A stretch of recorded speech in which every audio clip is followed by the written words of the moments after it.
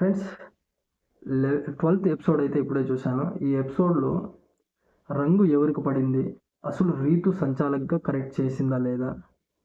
అలానే మన 'big boss' ఎందుకు వార్నింగ్ ఇచ్చాడు హౌస్‌మేట్స్‌కి? అసలు సెకండ్ వీక్ కెప్టెన్ ఎవరు అనేది ఈ వీడియోలో క్లియర్‌గా మాట్లాడుకుందాం. షార్ట్ అండ్ స్వీట్‌గా ఉంటుంది. వీడియో ఎక్కడా స్కిప్ చేయకుండా లాస్ట్ దాకా చూడండి. అలానే కొత్తగా ఎవరైనా చూస్తున్నట్లయితే గనుక ప్లీజ్ సబ్స్క్రైబ్ చేసుకోండి ఫ్రెండ్స్. ఫ్రెండ్స్ ఈరోజు ఎపిసోడ్ గురించి మాట్లాడే ముందు ఒక చిన్న రిక్వెస్ట్. మీలో చాలామంది అయితే వీడియో అయితే చూస్తున్నారు, బట్ సబ్స్క్రైబ్ చేసుకోవడం లేదు. అలానే లాస్ట్ వరకు వీడియో చూడడం లేదు. ఈ వీడియోస్లో ఏం మిస్టేక్ ఉందో ఆ మిస్టేక్ మీరు మెసేజ్ చేస్తే కనుక నేను కూడా కరెక్షన్ చేసుకొని రేపు పొద్దున్నే నెక్స్ట్ వీడియోని నేను ఇంప్రూవ్ చేసుకోగలుగుతాను. మీరు ఎటువంటి కామెంట్ చేయకుండా నార్మల్గా ఉంటే కూడా నాది వీడియో బాగుందేమో అని నేను ఫీల్ అయ్యి ఇలానే కంటిన్యూ చేస్తుంటాను అనమాట. నిన్న ఒక ఫ్రెండ్ అయితే కనుక మెసేజ్ చేశాడు, ఫ్రెండ్ ఇలా మీరు డిస్క్రిప్షన్లో ఇలా పెట్టండి, ఇలా పెడితే కనుక మంచి రీచ్ ఉంటుంది అని అన్నాడనమాట. సో ఆయన చెప్పినట్టుగానే నేను వీడియోకి హ్యాష్ ట్యాగ్స్ అయితే పెట్టానమాట. సో నాకు అప్పటి నుంచి కొంచెం వీడియోస్ అయితే పోతున్నాయి. అలానే మీరు కూడా ఏదైనా సజెషన్ ఇవ్వాలి అనుకుంటే కనుక ప్లీజ్ మెసేజ్ చేయండి ఫ్రెండ్స్. సరే 11th ఎపిసోడ్ గురించి మాట్లాడుకుందాం. 12th ఎపిసోడ్ గురించి మాట్లాడుకుందాం. బిగ్ బాస్ అయితే హౌస్మేట్స్ మొత్తం అందరికీ వార్నింగ్ ఇచ్చాడు. ఎందుకంటే ఇది ఒక తెలుగు షో. ఈ తెలుగు షోలో మనం తెలుగే మాట్లాడుకోవాలి. ఏ లాంగ్వేజ్ పడితే ఆ లాంగ్వేజ్ మాట్లాడకూడదు. ఎందుకంటే ఇప్పుడు ఈ తెలుగు సీజన్లో ఓన్లీ ఆడియన్స్ తెలుగు వాళ్ళే ఉంటారు అనే ఇంటెన్షన్తో తెలుగు షో అని పెట్టారనమాట. సో దీంట్లో ఏం చేస్తున్నారంటే తెలుగు వచ్చింది కూడా వేరే లాంగ్వేజ్ మాట్లాడడం అనేది బిగ్ బాస్కి నచ్చడం లేదు. అలానే రూల్స్ పాటించకుండా విచ్చలవిడిగా ఏది పడితే అది సంచాలక్ చెప్పినా లేదా క్యాప్టెన్ చెప్పినా కూడా ఆ రూల్ని అయితే పాటించడం లేదన్నమాట హౌస్మేట్స్. సో దానికి సంబంధించి కూడా మన బిగ్ బాస్ అయితే కింద వార్నింగ్ ఇచ్చాడు. సో అదే కాకుండా ఈ వార్నింగ్తో కాకుండా వీళ్ళకి ఒక పనిష్మెంట్ లాగా ఆల్రెడీ టాస్క్ చక్రవ్యూహం అనే టాస్క్ ఆ టైంకి సంబంధించి ఆ టాస్క్లో ఓనర్స్కి 2 hours, టెనెంట్స్కి 1 hour చొప్పున పనిష్మెంట్ లాగా వీళ్ళకి అవర్స్ పెంచారనమాట. సో ఓనర్స్కి ఎందుకు పెంచారంటే ఓనర్స్లోనే ఎక్కువ క్యాప్టెన్ చెప్పిన మాటను వినకపోవడము, బిగ్ బాస్ రూల్స్ని బ్రేక్ చేయడం అన్నీ జరుగుతున్నది ఓనర్స్లోనే. ఎందుకంటే కామనర్స్గా వచ్చారు. సో వాళ్ళు చాలా ఎగ్జైట్మెంట్లో ఫీల్ అయ్యి చాలా ఓవర్గా మాట్లాడుతున్నారు, రూల్స్ అన్నీ బ్రేక్ చేసుకుంటూ వెళ్తున్నారు. సో బిగ్ బాస్కి అయితే ఈరోజు చాలా కోపంతో ఊగిపోయి మన హౌస్మేట్స్కి అయితే కన్నా వార్నింగ్ అయితే ఇచ్చాడు. అలానే సెకండ్ ఛాలెంజ్ గురించి మాట్లాడదాం. ఈరోజు సెకండ్ ఛాలెంజ్ వచ్చేసి buzzer or no buzzer. Buzzer or no buzzer అంటే ఇప్పుడు ఎవరైతే 30 minutesలో తొందరగా బజర్ నొక్కుతారో వాళ్ళకు 1 hour పెరుగుతుంది.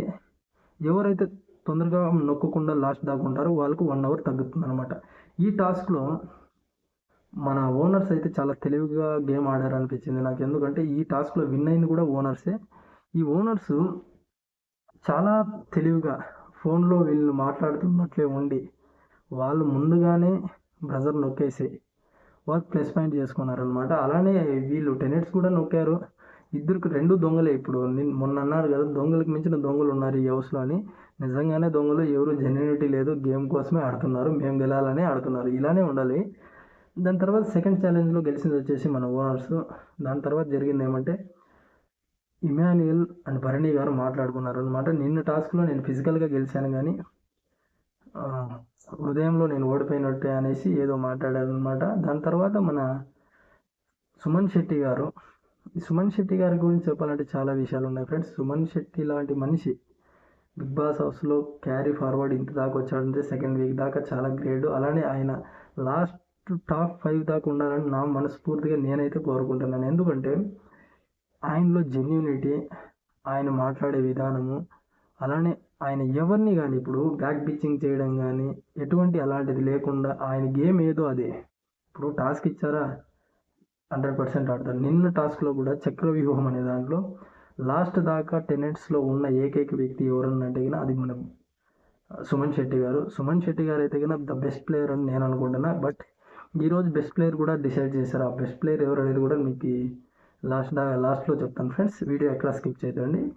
సో దాని తర్వాత వచ్చేసి క్యాప్టెన్సీ టాస్క్ విన్ అయిన మన ఓనర్స్లో నుంచి 4 అయితే కన్నా రిజెక్ట్ చేయాలి, 3 అయితే కన్నా సెలెక్ట్ చేయాలన్నమాట. ఆ డిస్కషన్ వీళ్ళు బిగ్ బాస్ చెప్పాడు. అప్పుడు వీళ్ళందరూ డిస్కస్ చేసి ఏకగ్రీవంగా ఎవరైతే వద్దనుకున్నారో వాళ్ళు పాయింట్స్, ఎవరైతే కావాలనుకుంటున్నారో ఓనర్గా వాళ్ళకు పాయింట్స్ పెట్టుకొని వీళ్ళు కొంతమందిని సెలెక్ట్ చేశారు ఫ్రెండ్స్. వాళ్ళు ఎవరు అనేది మీకు ఈ వీడియోలో ఇప్పుడే చెప్తాను. వీడియో ఎక్కడ స్కిప్ చేయకుండా లాస్ట్ దాకా చూడండి.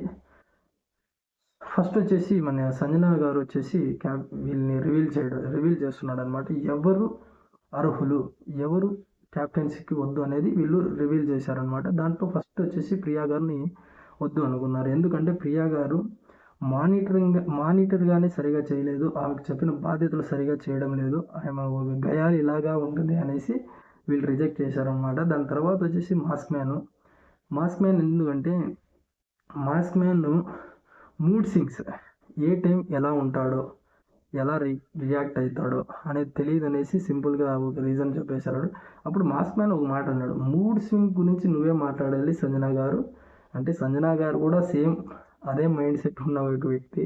సో ఆమె ఇలా మాట్లాడడం అనేది మన మాస్క్ మ్యాన్కి అయితే నచ్చలేదు అనమాట. దాని తర్వాత శ్రీజాన్ వద్దనుకున్నాడు. శ్రీజాన్ వద్దనుకోవడం ఏమంటే గ్రూప్ డిస్కషన్లో మొత్తం అంతా ఓటింగ్ పెట్టుకోవడం వల్ల కొన్ని పాయింట్స్ ఇప్పుడు ఇందుకు ఎవరు సెలెక్ట్ చేసుకున్నారో, ఇప్పుడు ఓనర్ క్యాప్టెన్గా ఎవరు ఉండాలనుకున్నారో వాళ్ళలో ఉన్న పాయింట్స్ శ్రీజాలో లేవు అనేసి శ్రీజాన్ అయితే రిజెక్ట్ చేశారు. దాని తర్వాత కళ్యాణ్ గురించి చెప్పాలంటే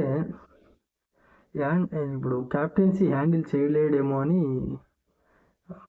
ఆయన్ని రిజెక్ట్ అయితే చేశారు. సెలెక్ట్ చేసింది వచ్చి భరణి గారిని, అలానే మన మానిష్, డిమాండ్ పవన్ని సెలెక్ట్ చేశారు. ఈ ముగ్గురు కలిసి టెనెంట్స్లో నుంచి ఒకరినైతే సెలెక్ట్ చేసే అవకాశం ఉందన్నమాట. ఎవరికి క్యాప్టెన్సీ నెక్స్ట్ టాస్క్ కోసం ఆ టెనెంట్స్లో నుండి ఎవరిని సెలెక్ట్ చేశారంటే అసలు వాళ్ళ ముగ్గురులో ఎటువంటి ఇంకో నేమ్ లేకుండా ఇమాన్యుయల్ని అయితే ద బెస్ట్ ప్లేయర్, ఇతను క్యాప్టెన్సీ టాస్క్ అర్హుడు అనేసి డైరెక్ట్గా సెలెక్ట్ చేసేసారనమాట. ఇవి నలుగురికి కలిసి రంగు ఎవరికి టీషర్ట్కి ఎక్కువ పడుతుందో, ఎవరు టీషర్ట్కి ఇప్పుడు కొద్ది సీజన్లో వచ్చి ఈ టాస్క్ మనం ప్రతి సీజన్లోనూ చూస్తూనే ఉన్నాము, ఈ సీజన్లో కూడా చూస్తున్నాము. ఈ క్యాప్టెన్సీ టాస్క్లో ఎవరి టీషర్ట్కి అయితే ఎక్కువ రంగు పడుతుందో వాళ్ళు ఎలిమినేటెడ్ అనమాట. ఎలిమినేషన్ అయ్యి నెక్స్ట్ రౌండ్ ఇలా 3 రౌండ్స్లో ఎవరు అవుట్ అయితే వాళ్ళు ఎలిమినేట్ అవుతారు. ఎవరు అవుట్ కాకుండా లాస్ట్ దాకా ఉంటారు వాళ్ళు క్యాప్టెన్ అవుతారు అనమాట. సో ఈ ప్రాసెస్లో నలుగురు రెడ్ పెయింట్ తీసుకొని ఒకరికొకరికి బీభత్సంగా రాసుకున్నారు అనమాట. ఎవరైతే ఎక్కువ టీషర్ట్కి రాస్తారో, ఎవరు రాయకుండా ఉంటారో అలా ఈ మానీష్, భరణి గారు, ఇమాన్యుయల్, పవన్, ఈ నలుగురిలో ఫస్ట్ మన మానీష్ అయితే ఓడిపోయాడు. ఎందుకంటే చాలా ఎలా ఉందంటే వీళ్ళిద్దరూ ఒక రకంగా ఆడారు, వాళ్ళిద్దరూ ఒక రకంగా ఆడినట్లు అనిపించింది. ఎందుకంటే ఇందులో నేను ఏం గమనించానంటే ఓనర్స్, టెనెంట్స్ ఫస్ట్లో ఎలా ఉన్నారు, ఇప్పుడు ఇమాన్యుయల్, భరణి గారు ఒక టీం లాగా, మానీష్ అండ్ పవన్ ఒక టీం లాగా ఆడినట్లు అనిపించింది అనమాట నాకు. అలానే మీకు కూడా అనిపించింది కనుక కామెంట్ చేయండి. సో ఇలా రంగు పూసుకునే దాంట్లో మన మానీష్ అయితే అవుట్ అయ్యాడు. దాని తర్వాత సెకండ్ రౌండ్లో భరణి గారు, పవన్, ఇమాన్యుయల్. ఇందులో భరణి గారిది నేను ఇప్పుడు ఫస్ట్లోనే మీకు మెన్షన్ చేశాను, సంచాలక్గా మన రీతు తప్పు చేసిందా, మిస్టేక్ చేసిందా లేదా కామెంట్ చేయండి అని. ఇప్పుడు కూడా అదే అంటున్నాను, రీతు సంచాలక్గా కరెక్ట్ చేసిందా లేదా, మీరు కరెక్ట్ అని భావిస్తే కనుక ప్లీజ్ కామెంట్ చేయండి ఫ్రెండ్స్. రీతు అయితే ఇక్కడ ఒక మిస్టేక్ చేసింది, నాకు అది పర్సనల్గా అనిపించింది. ఇప్పుడు స్టాప్ అని అనింది కలర్ పూసేటప్పుడు. ఎందుకు? ఇప్పుడు బిగ్ బాస్ ఒక బజర్ పెట్టినప్పుడు అప్పటిదాకా వీళ్ళు ఎంతవరకు వీలైతే అంతవరకు టీషర్ట్కి కలర్ పూసుకోవాలి అనమాట. ఈ ప్రాసెస్లో వాళ్ళు ఆ గేమింగ్ ఫోకస్లో ఉన్నప్పుడు సంచాలకం మధ్యలో వచ్చి మాట్లాడడం అనేది కరెక్ట్ కాదు. సో ఆ వార్లో ఉన్నప్పుడు వీళ్ళు ఈమె స్టాప్ అంటే ఎక్కడ వినపడుతుంది? ఇప్పుడు నేను ఫోకస్ నేను గెలవాలి అని. సో ఇలాంటప్పుడు నువ్వు ఏదేదో పక్కన నువ్వు స్టాప్ సంచాలక్ మాటే తుది నిర్ణయం, అది ఓకే. బట్ మిడిల్లో గేమ్లోకి రావడం అనేది అయితే కానీ కరెక్ట్ కాదు. ఈ సెకండ్ రౌండ్లో భరణి గారిని ఎలిమినేట్ చేయడం అనేది, డిస్క్వాలిఫై చేయడం అనేది చాలా అన్యాయం అనిపించింది నాకు. సంచాలక్ ఈ ఒక్క విషయంలో 110% రాంగ్ చేసింది. ఎందుకు రాంగ్ చేసింది అనేది కూడా చెప్తాను ఫ్రెండ్స్. ప్రియా అండ్ దమ్ము శ్రీజ కామనర్ వర్సెస్ ఓనర్స్ అని, అంటే వాళ్ళిద్దరూ ఆడే విధానంలో కామనర్స్ వర్సెస్ సెలబ్రిటీ అని ఓవర్గా మాట్లాడడం వల్ల ఇన్ఫ్లుయెన్స్ అయ్యి ఈమె ఏదో మిస్టేక్ చేసేసింది అని నాకు అనిపించింది. ఎందుకంటే వాళ్ళిద్దరూ మాట్లాడడం వల్ల ఈమె ఈ డిసిషన్ తీసుకుంటే నేను కరెక్ట్ అవుతాను అని ఈమె డిసిషన్ తీసుకుందేమో అనేలాగా నాకు అనిపించింది. అలానే మీకు కూడా అనిపించింది కదా, ప్లీజ్ కామెంట్ చేయండి ఫ్రెండ్స్. భరణి గారిని అయితే సెకండ్ రౌండ్లో నుంచి ఎలిమినేట్ చేయడం అయితే కానీ 110% రాంగ్ అని నేను భావిస్తున్నా. ఎక్కడైనా కానీ ఒక ఛాన్స్ ఇవ్వాలి. ఇప్పుడు ఫస్ట్ రౌండ్లోనే మన మానేసి డైరెక్ట్గా వచ్చేసి ఆ కలర్ డబ్బాలన్నీ తొన్నేయడము, దాన్ని చూసి భరణి గారు తొన్నేయడము, అప్పుడు తున్నకూడదు అని ఈమె అనింది కదా. అప్పుడు భరణి గారు ఒక గేమ్ ఫోకస్లో ఉన్నప్పుడు నీ మాట వినపడలేదు. వినపడకుండా ఉన్నప్పుడు నువ్వు ఒకసారి నెక్స్ట్ స్టాప్ చేసి నెక్స్ట్ టైం నేను ఏమని చెప్తే కన్నా వినాలి అని చెప్పినట్టే కన్నా బాగుండేది అనిపించింది నాకు. ఇక్కడ ఎక్కడ ఫేవరిజం చూపించినారు అనిపించింది అంటే, నువ్వు పవన్కి ఫేవర్గా ఉండాలి అనుకున్నప్పుడు డైరెక్ట్గా పవన్ కోసమే మాట్లాడాలి. ఏది పడితే అది అట్టి తిప్పి ఇప్పటి తిప్పి వచ్చి మాట్లాడడం అనేది అయితే కరెక్ట్ కాదు. సో సెకండ్ రౌండ్లో మన భరణి గారిని అయితే ఎలిమినేట్ చేసేసింది మన రీతు. అది ఎంతవరకు కరెక్టో మీరే కామెంట్ చేయండి. థర్డ్ రౌండ్లో రిమైనింగ్ ఉండేదే మనకి ఇమాన్యుయల్ అండ్ పవన్. వీళ్ళిద్దరూ టాస్క్లో రంగు పూసుకుంటున్నారు. ఓకే, టీ షర్ట్ పైకి లేవకూడదు, ఒక్కరికి రూల్. అప్పుడు పవన్ ఏం చేశాడు, ఇమాన్యుయల్కి టీ షర్ట్ పైకి లాగేసి ఇలా కలర్ పోస్తున్నాడు అనమాట. అది రాంగే కదా, అది కూడా మిస్టేకే కదా. మరి అప్పుడు ఎందుకు క్వశ్చన్ చేయలేదు రీతు? నాకు ఇదే పాయింట్.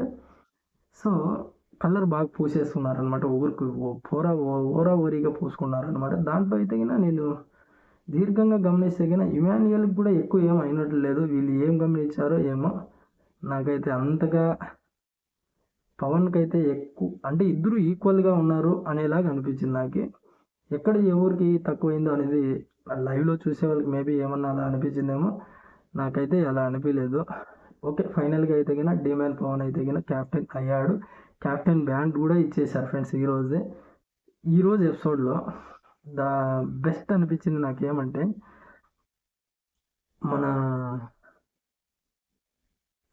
మన సుమన్ శెట్టి గారు కొన్ని మాటలు మాట్లాడారనమాట భరణి గారితో. ఆ భరణి గారిని మాట్లాడేటప్పుడు సుమన్ శెట్టి గారు అయితే ఎమోషనల్ అయ్యారు ఫ్రెండ్స్. ఎమోషనల్ అయినప్పుడు నేను కూడా ఎమోషన్ అయ్యాను అనమాట. ఎందుకంటే భరణి గారు సుమన్ శెట్టి గారు బాండింగ్ నాకు కనపడింది ఇక్కడ. సో ఎక్సలెంట్ అనిపించింది. నా సపోర్ట్ మళ్ళీ ఫస్ట్లోనూ చెప్పాను, లాస్ట్లోనూ చెప్తున్నాను ఫ్రెండ్స్, నా సపోర్ట్ వచ్చి ఓన్లీ సుమన్ శెట్టి గారి కోసమే ఈ వీక్. ఎందుకంటే ఆయన పర్ఫార్మెన్స్ బాగుంది, ఆయన వ్యక్తిత్వం బాగుంది, ఆయనలో జెన్యూనిటీ ఉంది. కాబట్టి నేను ఈ వీక్ అంతా మొత్తం ఓటింగ్ అంతా నేను ఓన్లీ మన